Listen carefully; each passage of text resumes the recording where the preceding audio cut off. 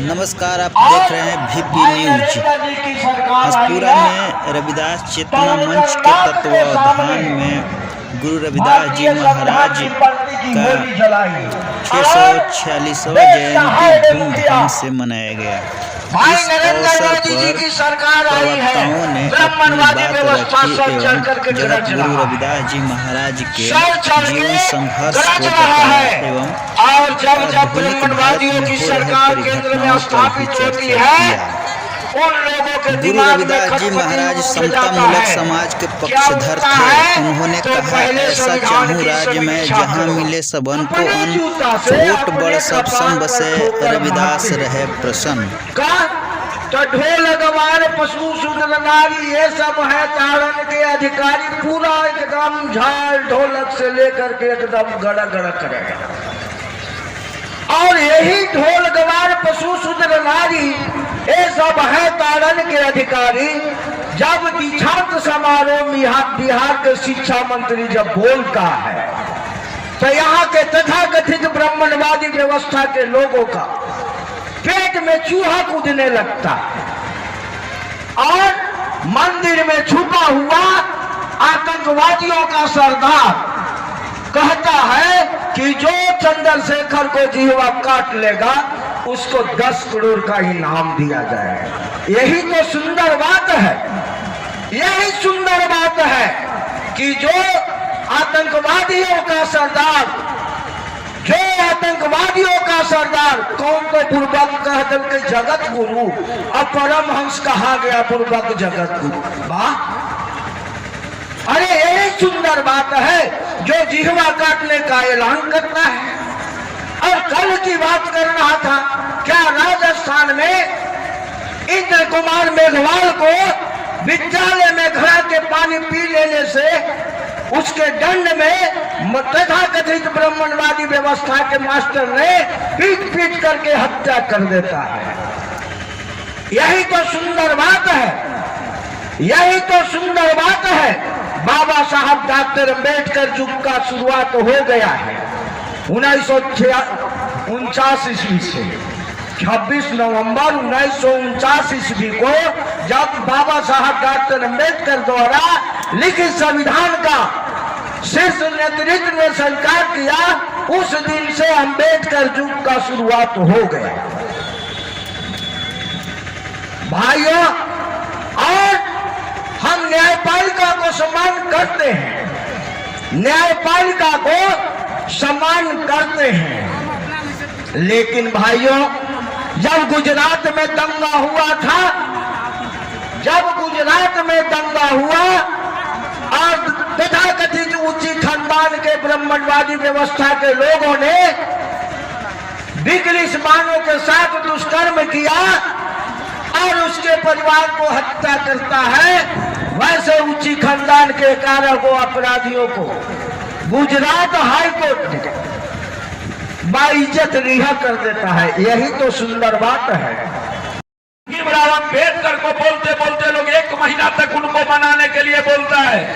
आप बताइए, सबको भारत रत्न मिल गया था। 90 के पहले काशीराम साहब 28 दिन भूखे नहीं रहते तो ये डॉक्टर BR अम्बेडकर को भी भारत रत्न नहीं मिलता।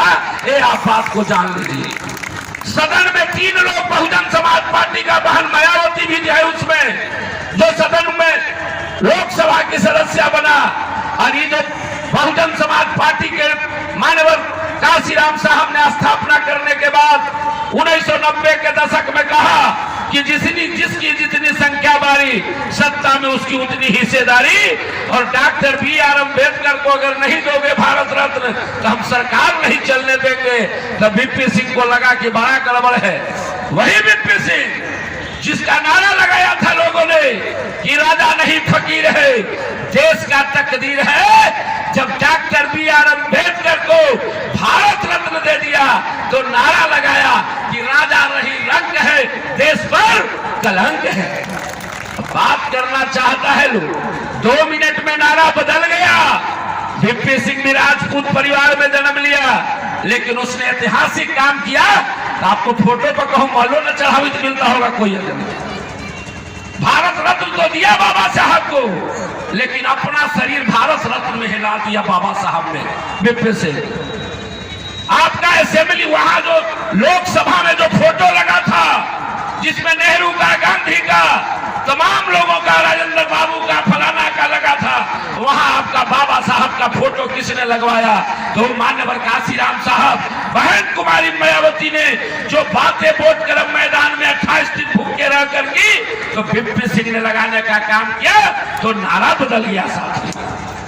आप बताओ, इस देश का जो खेल कर देने वाला बाबा साहब अम्बेडकर को अगर जमीन पर उतारने का काम किया, उसका नाम मान्यवर काशीराम साहब है, उसको भुलाया नहीं जा सकता है साथियों, उसको भुलाया नहीं जा सकता है। अभी आपको जो रंजन दास जी ने बोला, उसके बाद देखो मेरे भाई, उनको क्या पता क्या समझ है, हंसपुरा तो हम लोग का घर है, वो बोल रहे हैं कि ऐसा बानी बोलिए कि मतलब दूसरों के बढ़िया लगे। ये कौन बानी खराब है? देश में अथू गथू नथू को तुमने भारत रत्न दिया, और डॉक्टर बी.आर. अम्बेडकर को लड़ना पड़े भारत रत्न के लिए। अमर शहीद जगदेव बाबू आपके घर के रहने वाले रहनुमा, जिसने कहा डॉक्टर बी.आर. अम्बेडकर का जो प्रेमबल है, डॉक्टर बी.आर. अम्बेडकर का जो नारा है, जगदेव तुम्हारा नारा है, 100 में 90 शोषित है, 90 भाग हमारा है, कहिया दोगे भारत रत्न? अब तो सरकारी गोली से शीला को छलनी कर दिया, नहीं बुझाया। भारत रत्न किसको मिलना चाहिए? जगदेव बाबू ने कहा पहले पीढ़ी के लोग मारे जाएंगे, दूसरे पीढ़ी के लोग जेल जाएंगे, और तीसरे पीढ़ी के लोग राज करेंगे। अखलाक भाई बताइए, 15 साल लालू जी और 20 साल नीतीश जी, ये कर कमाए जगदेव बाबू के ना। लेकिन जगदेव बाबू के हमीदनगर परियोजना टाए टाए फिस 52 साल हो गया, कौन बनाएगा इसको बताओ?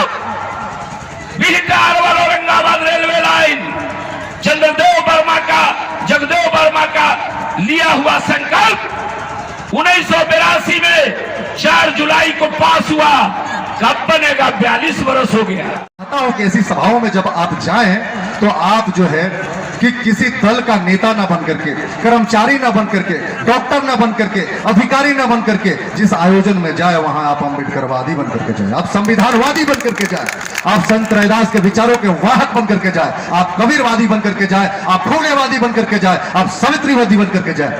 जिस दिन आप ऐसे जाएंगे तो जानते हैं बहुत सारी मुश्किलों को, बहुत सारे विरोधाभासों को, बहुत सारी दुर्भावनाओं को आप पीछे छोड़ करके जाएंगे। लेकिन मुझे बहुत कई दफा आहत होता है, पीड़ा होती है कि हम क्या करते हैं, सबसे पहले हम किसी दल के नेता बन के जाते हैं, हम डॉक्टर जन्मेजय बन के जाते हैं, हम फलना अधिकारी बन के जाते हैं, हम बीडीओ साहब बन के जाते हैं, हम फलना कर्मचारी बन के जाते हैं। जब हम जाते हैं तो हम क्या करते हैं, कर्मचारियत लेके जाते हैं, डॉक्टरी लेके जाते हैं, हम नेतागिरी लेके जाते हैं, हम अम्बेडकरवाद छोड़ के आते हैं घर में। मैं आपसे विनती करता हूं, हाथ जोड़ के प्रार्थना करता हूं कि आज के बाद से जब सभाएं आयोजित हो, जब संत रैदास की जयंती मनाई जाए, जब बाबा साहेब अम्बेडकर की जयंती मनाई जाए, फूले पेरियार की जयंती मनाई जाए, जब जगदेव बाबू की जयंती मनाई जाए, जब रघुनाथ शास्त्री जी को याद किया जाए, तो हम उनका बन करके आए, उनके विचारों के वाहक बन करके आए, हम उनके अपने बन करके आए, तब हम उनके विचारों से थोड़ा थोड़ा थोड़ा कुछ लेकर के जा पाएंगे और परिवर्तन दिखेगा।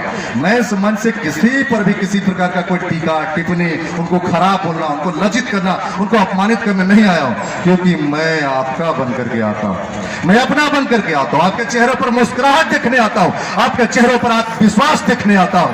कहते हैं कि जरूरी है रोटी कपड़ा और मकान, जरूरी है रोटी कपड़ा मकान, लेकिन मेरी नजर मुझसे ज्यादा जरूरी है जिसे कहते हैं स्वाभिमान, स्वाभिमान, स्वाभिमान।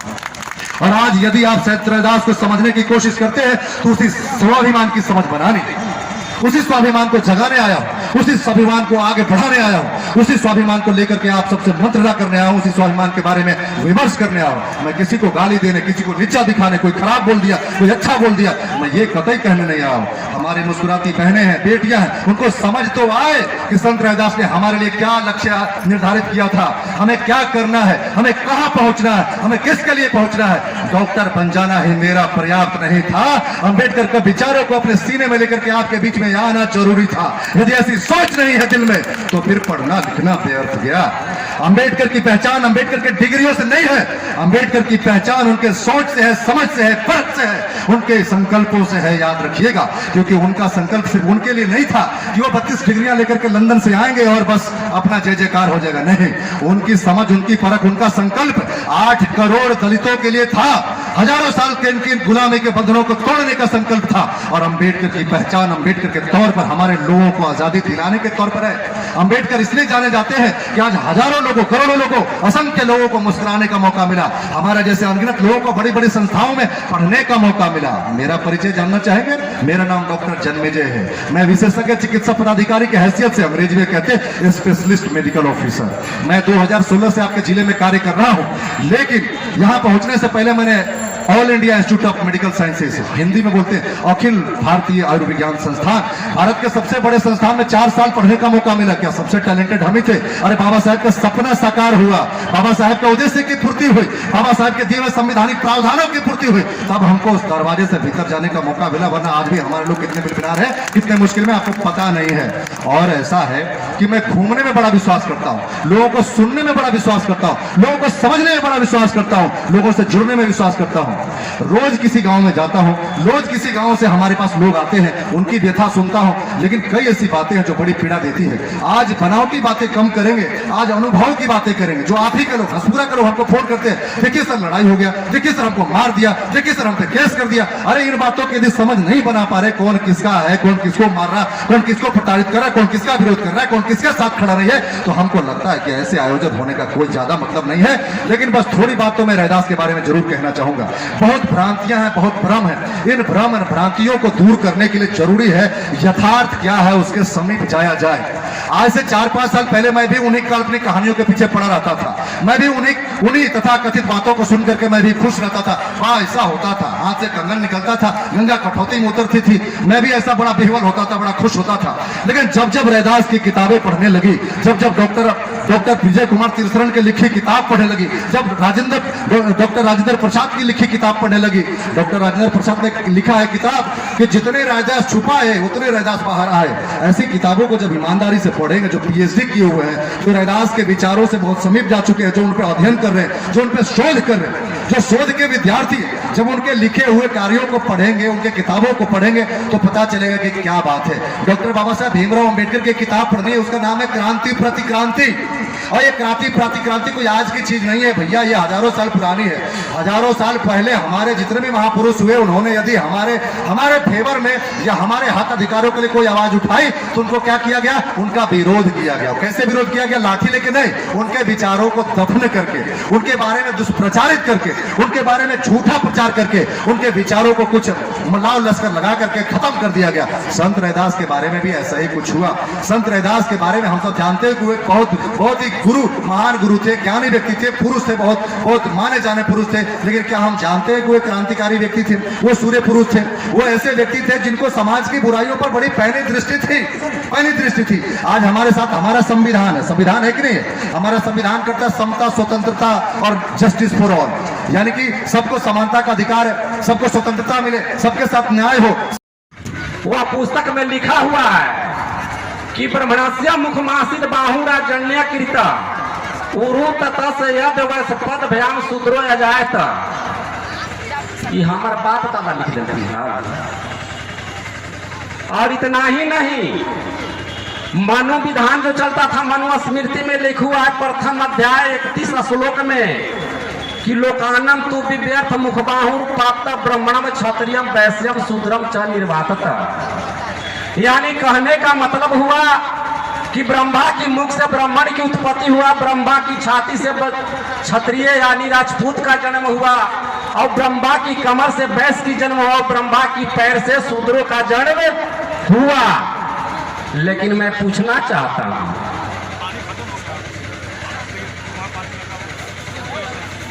कि जब ब्रह्मा के कितना मुंह है?